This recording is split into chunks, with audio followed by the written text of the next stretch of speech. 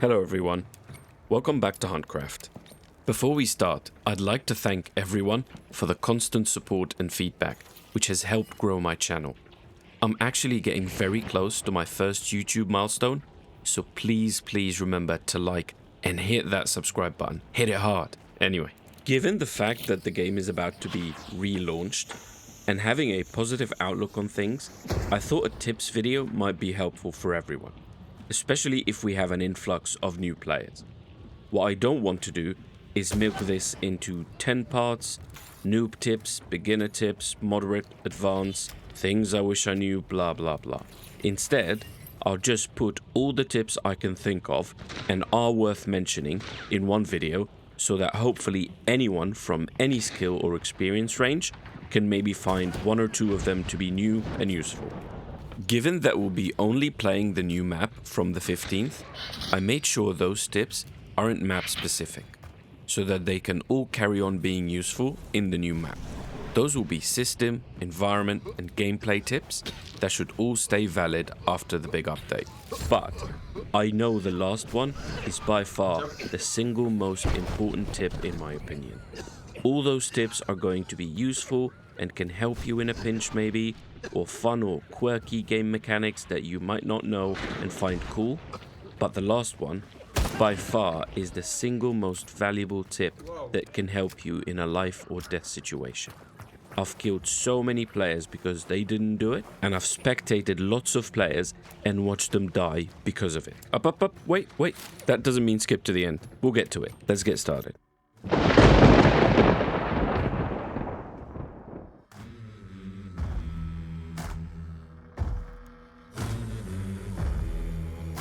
In your weapon search filter, you can type a name of a trait and see all the weapons that benefit from it. Bulletgrubber, bolt thrower, iron eye, etc. This will only show what you've unlocked. If you go to Arsenal and do the same, it will show everything including weapons you haven't unlocked yet. This one is pretty cheeky, but it can be super useful sometimes. This is a way to confirm your kills. If you hit someone from a really long range and you don't know if it's a kill or not, and knowing that is essential for your next move, you can actually check. This only works on PC and if you have an NVIDIA graphics card. It's basically a clever use of NVIDIA highlights. NVIDIA highlights allows the game to automatically trigger Shadowplay, which is NVIDIA's capture software, to record the last 30 seconds or so whenever you get a kill. So you're basically relying on the game to tell your computer that you got a kill. You can choose what folder the clip goes to, and in my case, because I have two monitors, I have that folder open on my second monitor. Whenever I'm not sure after a hit marker from afar, for example, I can take a quick glance at that folder. If a video clip appears there, then I know I got a kill. Like this. Here's a perfect example using this. I just saw all three players run into the left side. I know this side they went into has no way out. And I definitely hear more than one death shout. But is it 2 or 3? Quick glance at my folder. 2 files have been created. So I know the third guy is alive. I then push, and he kills me. You don't need to see that. For rifles that benefit from Bulletgrubber, you can skip the need for it and save the bullet you lose every time you do a partial reload. Here's what happens when you do a partial reload. You can see we lost a bullet here.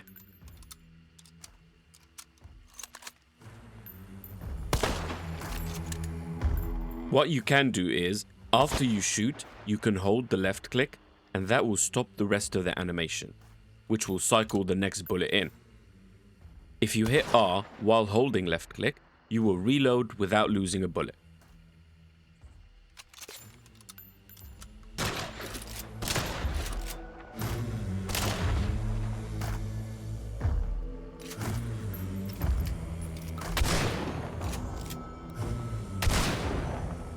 This works for most of the Bulletgrubber guns.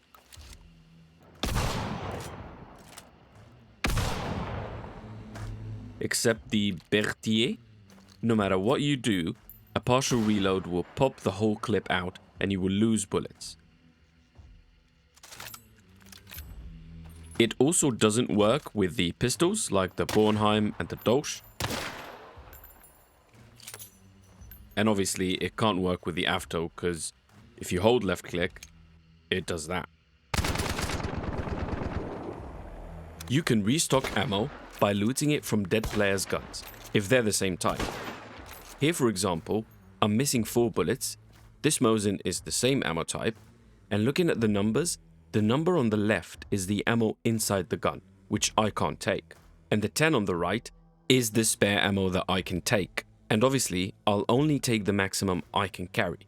So in this case, I'm missing 4 bullets. If I loot the Mosin, then get mine back, I'm sitting at 14, and the Mosin on the floor is down to 6. Map timer is an extraction timer. What that means is, if you make it to an extraction, which will start a 30-second timer, and the map timer has less than 30 seconds, you will still extract once the map timer hits 0. You can see here I have less time on the map than the extraction timer, and once that hits 0, I live to die another day.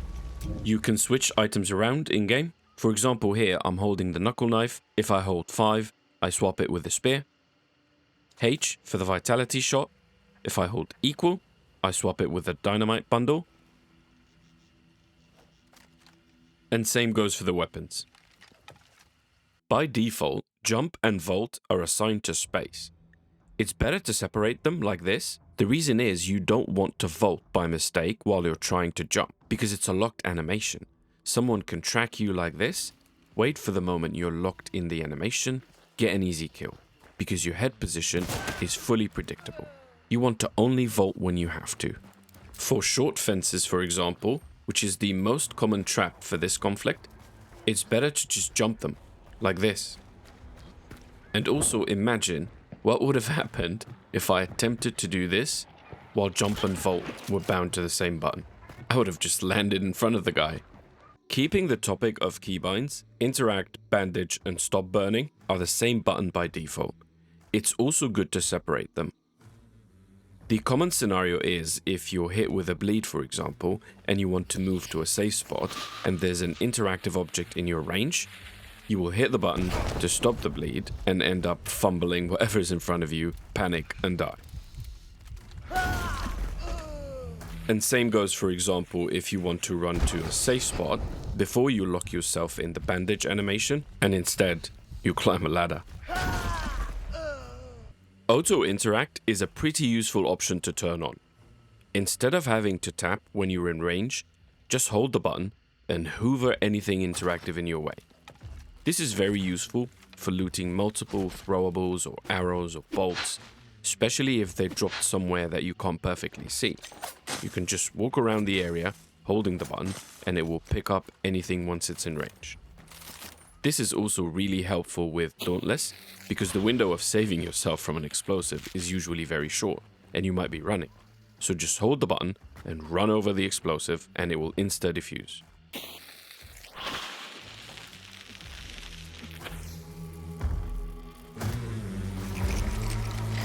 And you can't defuse hive bombs. Damage on teammates is reduced. You can see a headshot and another, this close, still doesn't kill. But friendly environment explosions or throwable explosives damage, though, have no reduction on teammates.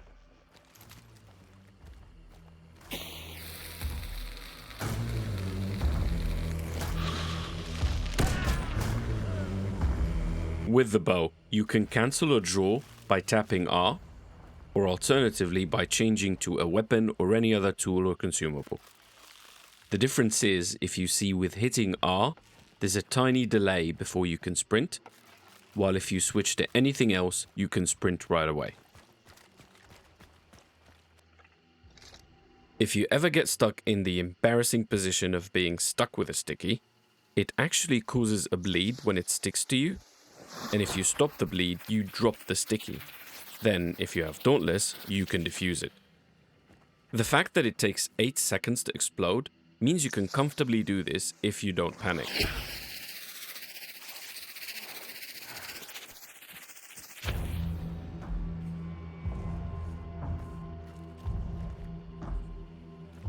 Interactive objects in the world glow periodically like this. That's useful in most cases, but it can be annoying if you're trying to peek through cracks of a door or a window, for example. They will keep shimmering like this, especially if it's dark outside. This will obstruct the tight viewpoint you have and gets really annoying. Luckily, there's an option to keep the highlight on everything and exclude windows and doors.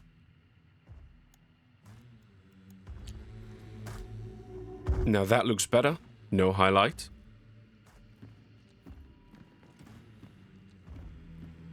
And this one is still highlighted as usual.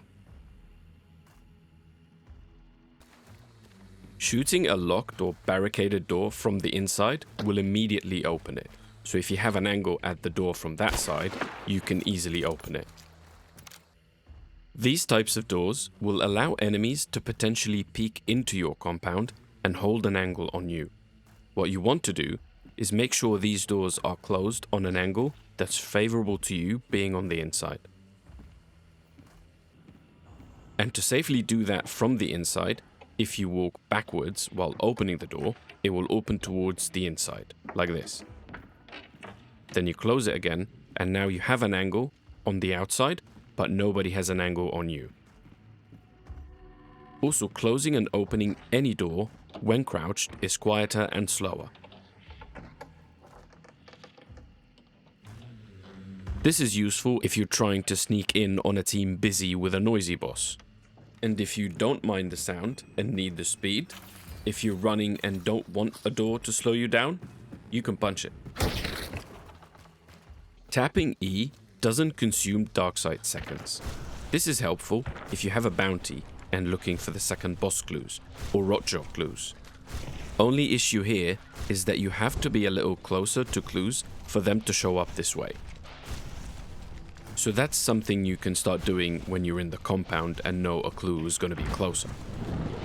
In this short animation, you will not see players even if they're around. You have to hold E to be able to see players. You'll be able to see players when the indicator on the bottom left here for instinct shows up. This is the effect that used to be a trait that is now permanently enabled when you have a bounty. It would glow the edge of the screen orange if any players are less than 75 meters away, even if you have no more seconds left. It's also bugged in the tutorial. It doesn't show the orange glow. You can close doors or gates by doing damage to their wheel or lever. The difference is, wheels don't work when tools are thrown at them, as you can see.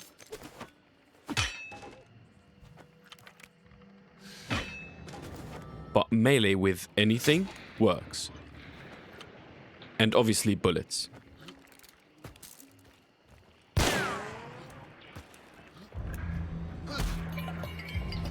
Even fists would work. Jeez, what happened to the door? The levers, on the other hand, like this one, those are more accommodating. You can throw anything at them, or shoot them, and they release.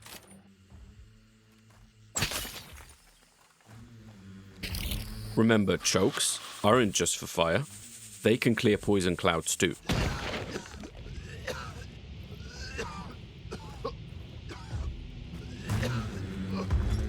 Fire kills bees. This can come critical sometimes. Look at this example.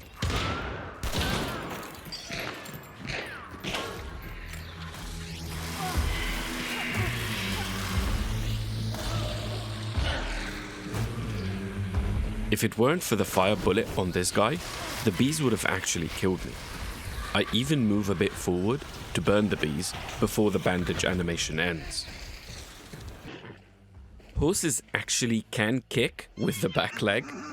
It might be teabagging sensitivity or something, but as soon as I crouched, you can see this monster kicked me 3 times.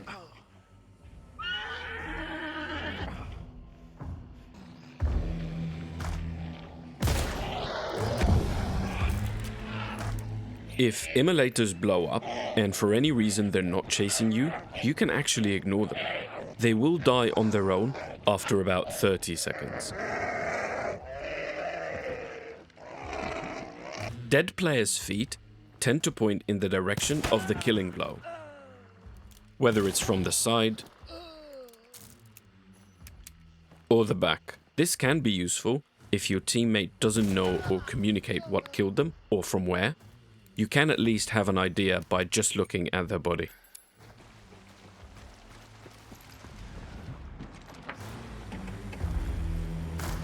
Probably everyone knows that a clue that looks like this is fresh, and if it looks hollow like that, that means it was taken.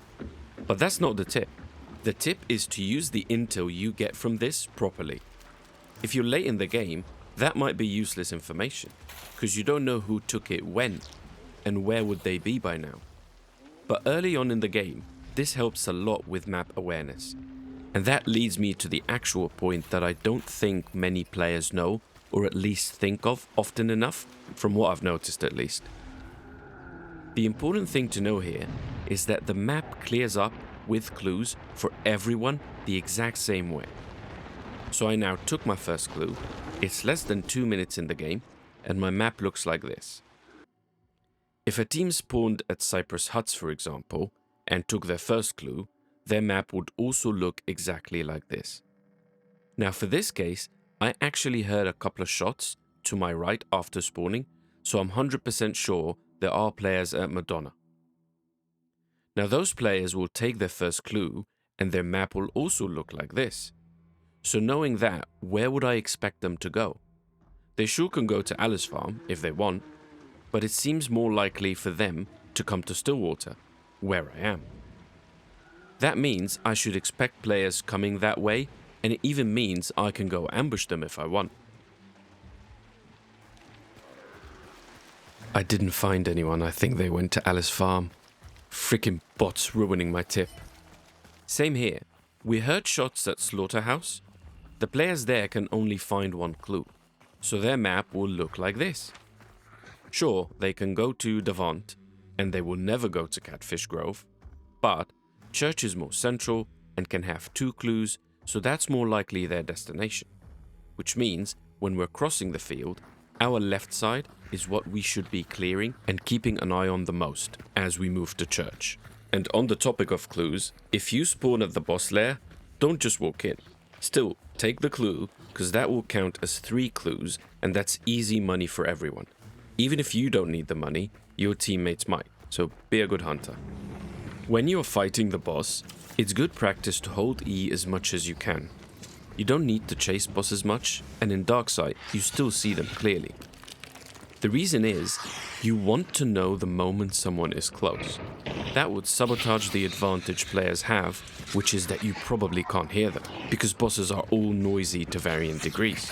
So once you see the boss icon go red like this, you know you need to take your focus away from the boss and try to listen to where the enemies are.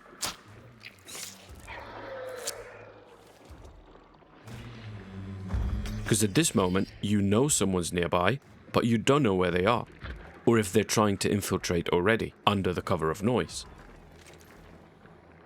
You can even leave the boss lair if you have to, because you don't want to be dealing with so many variables. And on the topic of boss lairs, don't wait too long for Banish or looting the bounty, because Serpent solos exist. I'm one of them. Some people think it's wise to not take the bounty, let the other 2 have it, then I'll be the free roaming one, untrackable on the map. Problem is, if at least 2 players think like that, a dirty solo with Serpent can snatch one from under your noses. Don't do this. Have some balls and pick up the damn bounty. Those guys killed the boss, sat in the lair like rats touching themselves, and left the bounty unlooted for me to rob. If you have to wait, at least make sure it's less than 10 seconds. Many players will throw a choke on their dead teammate to prevent anyone from burning them, or between their teammate and the enemies to be able to revive. While chokes do obstruct vision a bit, a player keeping an eye on the body, especially in clear conditions, will be able to see both the revived player and the teammate too if they're not necroing. Dynamites, on the other hand, even though it's a short period, do provide full cover with the smoke cloud. That's enough time for a quick revive, even at the brightest map conditions.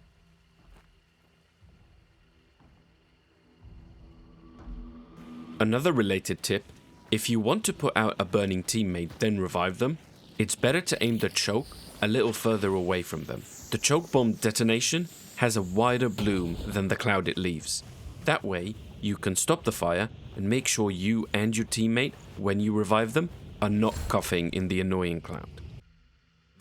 That white line indicates the exact path of the trajectory, and if you hold it long enough, the end point will move closer to you, as that is the detonation point based on time. Also, that line will be red if you're in the detonation range of the explosive you'll throw. It's good to have the sense of those 4 seconds before the explosive goes off, as it helps you make it harder for players that have Dauntless, for example, to defuse the explosive, and it also helps you blow up water devils without wax dynamite if you want. But really, let's say you want to nade a player behind a window, for example, you can time it to just detonate when it's right outside the window, like this. Or for example, if your teammate is burning in a place that's not easily accessible for you to directly drop a choke on them, you can hold it a bit so it detonates in the air and it can get them behind the wall with the smoke cloud. This example here is very good for showcasing cooking nades and what you need to think of in a complex situation. So I traded hits with that guy, and now sound is my most important tool. When I realized that he's healing, I took the opportunity to heal too, and I stood here for a reason. This is a critical location for my plan. Now listening to where he is, in my head I'm calculating how far he can go if he runs out, and how quickly he can get to me if he pushes me. So I start cooking the nade, and initially I thought he's going to run, so I aimed up to lob it on his head. Then he does what's usually the right thing. When you hear an explosive being cooked nearby, you push. But because I did a better calculation, I was able to react to his push and throw the dynamite pretty close. Now the reason I stood here in the first place is that from this spot I have very quick access to cover. So no matter how close I throw the nade, I know I can avoid its damage. Let's see it in full, because I know I interrupted a lot with the explanation.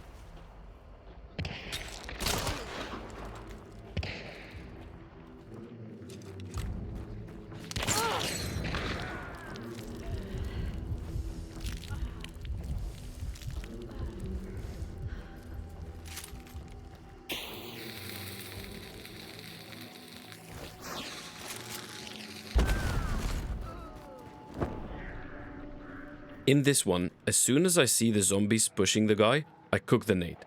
Then I see him, and I also had Pitcher. Time it correctly to blow up as soon as it lands. He had no chance. And obviously, if you have Dark Sight, cooking looks easy. A melee player dashing at you, jumping and zigzagging has one big advantage. Your panic. The easiest way to deal with this is obviously not to panic and not to track. You don't need to track them. 99% of the time, they will be zigzagging. All you need to do is hold an angle in the path and let them run into your crosshair, and then just click. Here, for example, thanks to the packs and its slow fanning, I can tap when he's in the crosshair and put him down before he gets to me.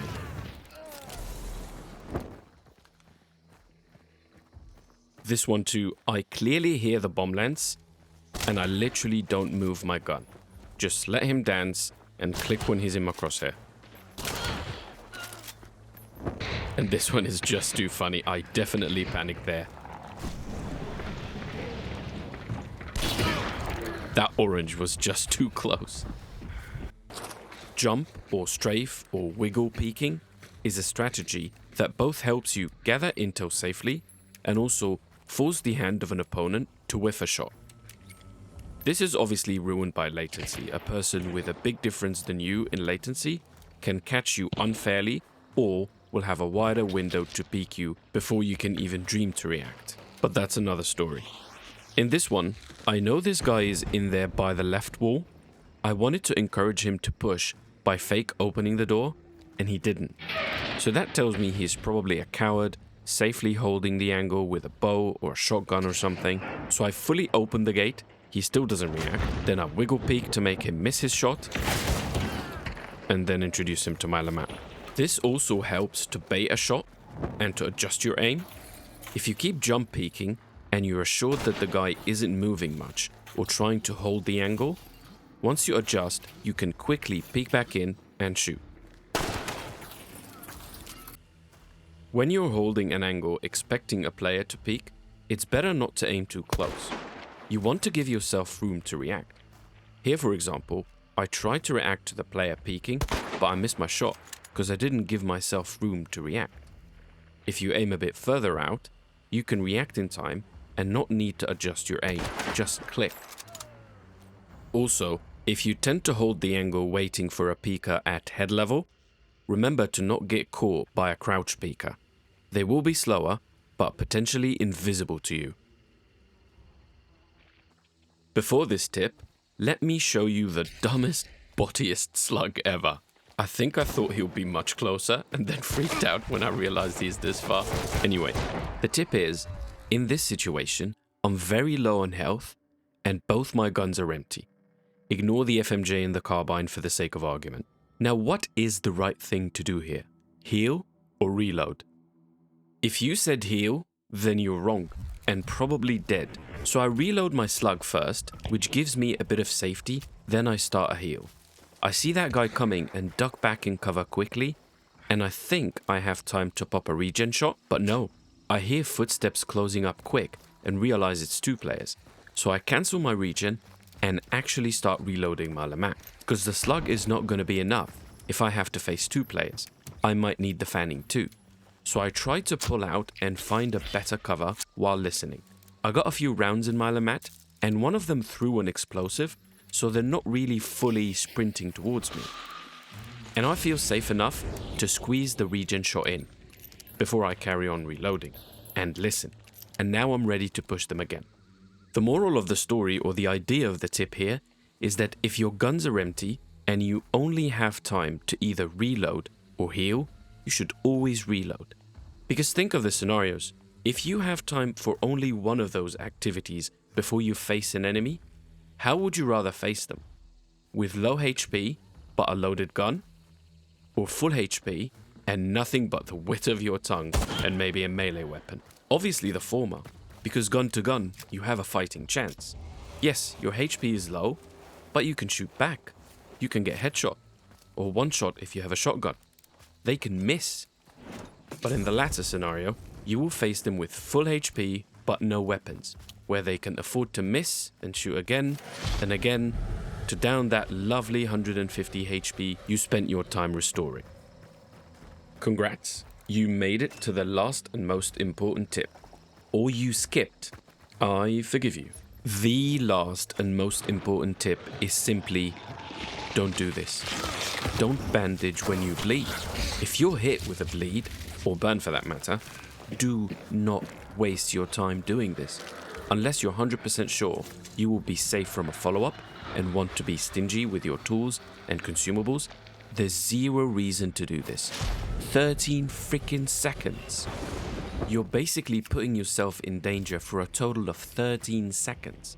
You're easy to kill and stuck in long animations. That's enough time for a player to go make a freaking coffee, then come back and finish you off. If your goal is to get back in the game, stop the bleed, and get back to full health, the right thing to do is to heal up. There's two ways to do this. You can pop a healing shot like this, which will both stop the bleed and top you up, but this will be at the end of the animation. So if you have a tiny bit of health left, you will die before the animation ends. The second way is using your first aid kit. Now that one is the ideal choice. The first aid kit stops the bleeding the moment the animation begins. So the comparison here is, to achieve the same goal of full health and no bleed, you can either spend 13 seconds, or 5 seconds if you don't have physician, or 3.5 seconds if you do. Which do you think is the smarter choice and has more potential to save your life? In fact, the moment I spectate a player and see them hit with a bleed and watch them hide, stop the bleed, and then heal, I instantly judge them. You're doing it wrong. Just don't do this. Alright, we made it through 30 tips. I mean, I did. Did you? Please let me know in the comments if you know of any other tips that aren't too common or you haven't seen them in any videos, especially gameplay ones. I'm always interested in those. 2 weeks from now and we'll be in the new map, so I'm hoping you can find a good use for some of those tips in the new adventure we're about to embark on. Happy hunting everyone, see you in the next one.